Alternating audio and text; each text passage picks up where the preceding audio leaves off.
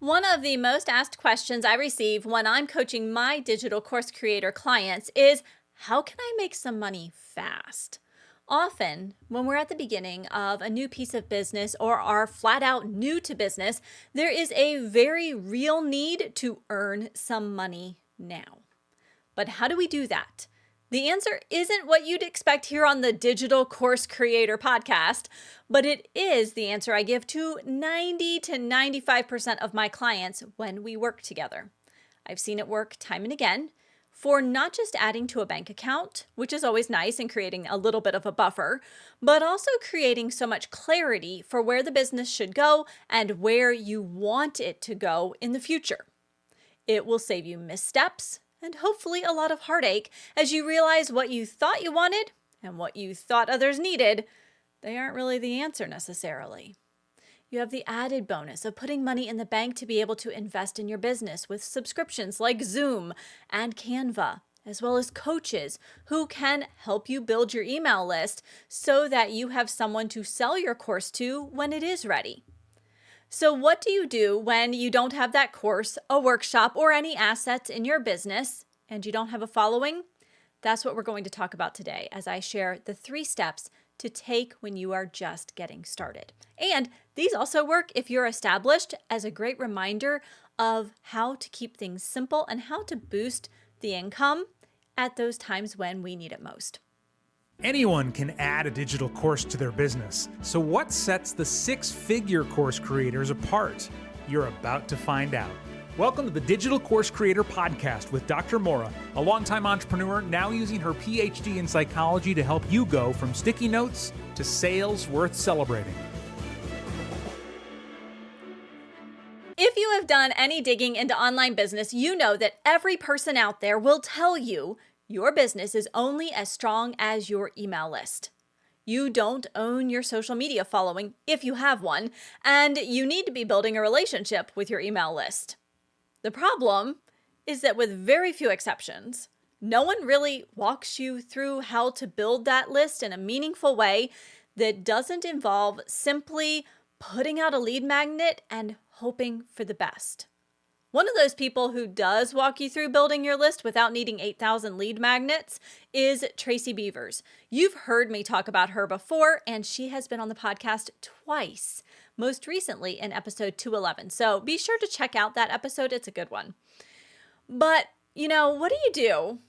We all know we need an email list, but what do you do when you're building your list? When you're starting to get intentionally active on social media, when you are starting to explore your digital course topic. Hopefully, you're earning some money. There is absolutely no reason that you can't earn money from the start of your business. You don't have to wait until you have a beautiful sales page, a fully formed digital course, or even a live online workshop to share with people. You can earn money before you have any assets inside your business. Okay, wait. Let me make a correction there. Small correction. You can earn money before you have any assets beyond your experience, expertise, insights inside your business. Let's talk about the 3 critical steps to take from day 1. And these are the same steps that I share with my one-on-one clients from day 1 of working with me. Step 1. All right, here we go. Even before you worry about how to build your email list faster than a snail's pace and start building a relationship with those email subscribers, which is, of course, the next step, you've got to start making connections. When I first got out of grad school, my first job was because I had some connections. My second, my third jobs, they were also because of connections I had made. A side gig was because of a relationship that I had very carefully cultivated over an entire year. The moral of the story and of step 1 here is that if you don't have an email list in your business, and even if you do, you absolutely have to have a strong network, people who are going to be your collaborators, your potential referral partners, even your potential clients. Like I said, even if you do have an email list, you still need these things. You need a strong network around you at all times. But in our online world, how does that happen? We are digital businesses. We are online businesses. The way we make this happen is by going old school, unplugging, and getting plugged into local conversations. Some of the richest relationships that you build will be the ones that you can sit down across a table and discuss ideas. Join your local networking groups. Check out the Chamber of Commerce. Join a business networking group on Meetup. Now, the caveat, you might need to test out a few options because they are not all created equal and they will not all fit your needs or your personality. Too often I see people go into just one in-person meeting and it feels like a flop. And so they retreat back behind the screen. They set up more posts, more reels, and say, it'll be all right. I'm gonna build my social media following. And they give up too soon. Keep going. And I'm saying this as a really big introvert who has been known to count the minutes before I can leave a networking gathering. But what happens when you commit yourself to getting involved in your community is that you make connections far beyond the people that you are talking to. You end up meeting people who can connect you with the right next step, the right resource, the perfect collaboration partner. So the first step to making money, even before you have an asset in place in your business, is to get out there and meet people. What is the workaround though? If I can hear the objections already, but I live in a teeny tiny town, or I'm unable to leave my home, or there's something in the way and I just can't get involved locally. I hear you, because that is the reality for some of us. Be incredibly intentional. Hear that word, intentional and incredibly combined. Incredibly intentional about the time that you spend online. Meet people online. That's fine. Set up a Zoom chat with them. Follow up, check in, build a relationship, build a friendship. Just like you can't lurk in that in-person networking meeting and expect to get something out of it, you can't lurk on or in social media and expect for something to change. You've got to network early, often, and intentionally, because what you're doing when you do that is that you're getting your name and your business out there. You get to practice your message. You get to learn how to talk about what it is you do without tripping over your own tongue. You get to explore what you really want to be doing. You get to get feedback, and you get to solidify your mission as a digital course creator. But networking, it's not enough. That's why we have 3 steps today. Step 1 was networking, create those relationships. Step 2, we need to be able to make money, and networking until we are blue in the face will not earn us money, nor will waiting until we have that perfectly created course ready for prime time. We need something before that happens, don't we? Before that course is really ready. The simplest, fastest, and easiest approach to making money before you have any tangible assets in your business is to offer one-on-one coaching in your area of expertise. A natural extension of making new connections, whether in person or online, so networking, is that people will begin to ask how you work with your clients, or even better, how they can work with you. Let this be simple. Say something along the lines of, well, I'm working on a digital course, but while that's still in the works, I am working with a few clients one-on-one to help them, insert what you help them do here. And then from there, you can decide how often you'll meet with your clients, the format that will take. Maybe it's a phone call, a video chat, an in-person conversation, and what they can expect to get out of the coaching. Doing this, offering one-on-one work, has a lot of benefits. Even if it feels uncomfortable, or you know that one-on-one coaching isn't in your long-term business plan. First up, you get some income faster than waiting until you're ready to launch a full course. Second, you get to try out the concepts and the approach that will be making their way into your digital course. You can note where the stumbling blocks are and have a plan for that. You can see what information and actions are truly necessary and in what order they are best tackled. You can get feedback faster and make adjustments. Third, you get to see if your course idea will have widespread interest. If you tell people about your area of focus and they just smile, nod, and move on, and you're in the right rooms with people who should be interested, you know that either you need to tweak how you're talking about your course and coaching, or you need to make an adjustment to the focus of your coaching. Either way, it means that you haven't wasted time. Finally, you get to see if you really like working in this area long term. Sometimes an idea seems like fun and profitable in theory, but then you end up hating being boxed into that topic or concept. You get to find this out before you spend months creating a polished course that you'd like to put out with next week's garbage because you're so sick of the idea.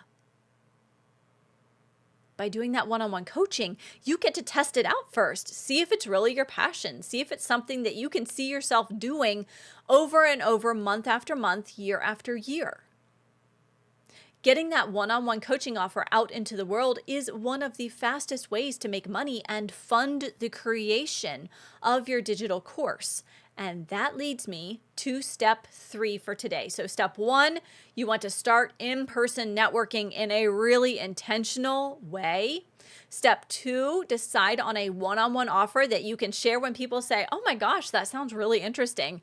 How do you work with your clients? Now you know what to say. And that brings us to step 3. One of the things that holds entrepreneurs back is perfectionism. Are you nodding your head yes? Probably. I know I do. We want to put our best foot forward. We want everything to be representative of our expertise, our passion, and commitment to our clients, don't we? When we settle into this perfectionism, our brain gets sticky and it keeps us from moving forward. And I love that imagery of a sticky brain. That's one that a neuropsychologist in our area shared with me as we were talking about perfectionism. And basically, what we're talking about is that sticky brain doesn't allow us to let go of something until it's just so. It keeps us from moving forward. But what would happen if we let go just enough to create a checkout page that allows potential clients to share their credit card information with us so that we can offer our expertise and be compensated? They would get help. We would get to make some income for our experience and insights. So the third thing that I recommend for my clients who are just getting started is to set up a really basic checkout page, a service that they can offer without any thought or preparation. And that's kind of what I was talking about in that one-on-one coaching offer in step 2. When you set up a checkout page, it might be as simple as a Stripe checkout link. It might be a Google Doc that asks for some information and then just a link to pay. It could be a coaching agreement and then again, just a link to pay. I don't want you to overthink the checkout page. That's why I'm not giving you 8,000 things to put on it. You will see plenty of examples of lengthy sales pages. You don't need that right now, or possibly ever for a one-on-one offer. Why? Well, you've personally vetted your potential client and they are all ready to say yes. You don't need to show them 80 testimonials, 5 objection busters, or 10 benefits of coaching with you all laid out on this beautiful sales page. In fact, if you do that, it might actually lead to them saying no because you're actually introducing some doubt here. Why would they need to be convinced to work with you? They've already said yes. A simple checkout is all that you need here. Gosh, I've sold a $400 one-on-one hour-long consulting call from a Calendly scheduling page that I sent that link out. It was connected to Stripe. I sent that link out after a quick Facebook DM conversation. Repeat after me. I will not overthink this. I will not let my brain get sticky. I will not let perfectionism get in the way of me helping someone get unstuck. Speaking of not overthinking things, we've come to my favorite part of the podcast, and that is the action item for the week. None of these ideas and steps will help you in your business if you do not implement them. So first up, you need to choose a step that is most applicable to you and your business right now. So step one, as a quick reminder, was to start in-person networking, make those connections, build those relationships. Step two was to decide on a one-on-one offer that your clients or potential clients can say yes to quickly. And step three was to create a simple checkout page. Now, once you've chosen which step is most applicable to you right now, I want you to create a plan for implementing it. If you're choosing to start in-person networking, go find your first group to go to. If you're creating an offer, think about what you're willing to do. Do you want to meet once a week, once a month? Do you want to have in-between session Facebook DMs available? What does it look like? Are you going to meet on Zoom, in person? And if you are creating your checkout page, get that set up. Give yourself a time limit on this one, test it, and then go network and get your offer out there. I cannot wait to see the richness of connections that you add to your business, the connections that you add that make a difference, and the simplicity that you introduce into your business that allows you to make money with less stress. The goal is always to move our business forward in a way that works for you, that supports your needs, and allows you to be financially stable.